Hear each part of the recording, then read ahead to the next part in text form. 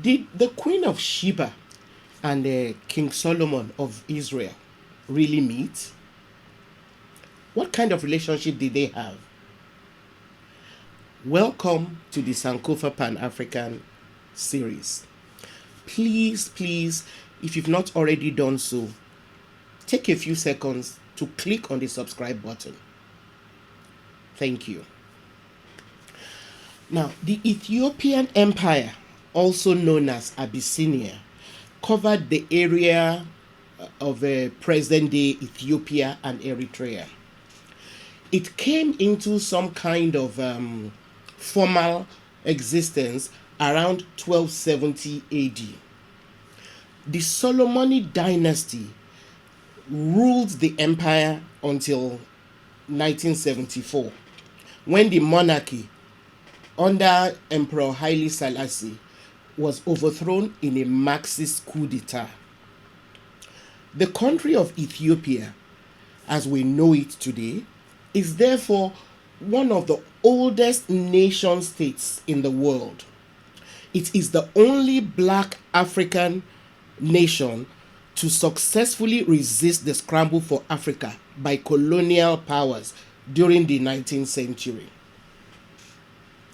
Ethiopia only succumbed very briefly to Italian occupation in 1935, but was liberated during World War II. Before then, Italy had tried to invade Ethiopia unsuccessfully. In 1896, Ethiopia defeated the invading Italian army, which only succeeded at that time in capturing Eritrea.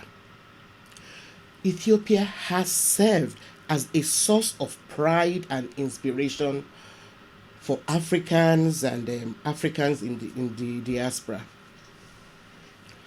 This is illustrated by the works of creative writers as far back as Phyllis Whitley.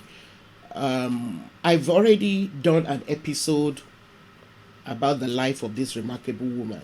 So if you've not yet watched it, make time to do so, and please help share word about her video and others in this series with your friends and contacts. Now, another way to appreciate the role of Ethiopia as a source of pride to Africans and Africans in the diaspora is reflected in the reception of the medieval Ethiopian texts known as the Kebra Nagast, or the Glory of Kings. It's a chronicle of Ethiopia's royal line, and it records a version of the seduction of the Queen of Sheba by King Solomon. Now, unlike the biblical version, the Kebra Nagast is prevalent amongst continental Africans as well as some Africans in the diaspora, because it relates how the Ark of the Covenant came to Ethiopia with Solomon and Sheba's offspring. I will come to how the Ark of the Covenant and Ethiopia in a later episode, so watch out for it. Anyway, so the Kebra Nagast records how the Ark of the Covenant came to be in Ethiopia with the son of the Queen of Sheba and King Solomon. His name was Menelik I. Now, while the story of the Queen of Sheba and Solomon in the Bible does not admit to any amorous relationship between the two of them, the Kebra Nagast does so. As a matter of fact, even some biblical scholars do not acknowledge the fact that Sheba is actually part of Ethiopia.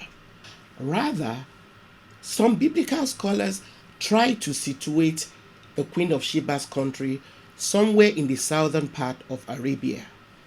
Please check out the notes on 1 Kings chapter 10 verse 1 of the 2003 edition of the Quest Study Bible.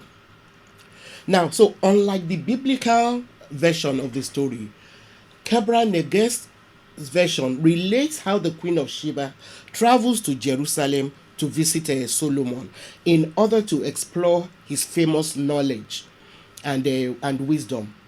However, the night before her return journey home, Solomon tricks her into sleeping with him and gives her a ring so that in case she becomes pregnant, the child might use it to identify himself to him. Now, in Ethiopia, it is believed that the child born as a result of the liaison between Solomon and the Queen of Sheba was Menelik the first Solomid emperor of Ethiopia. Now, the popularity of this version of the Sheba Solomon tale amongst Africans in the diaspora is responsible for the belief of many African Americans and Rastafarians who hold on to the notion of Ethiopia as the promised land.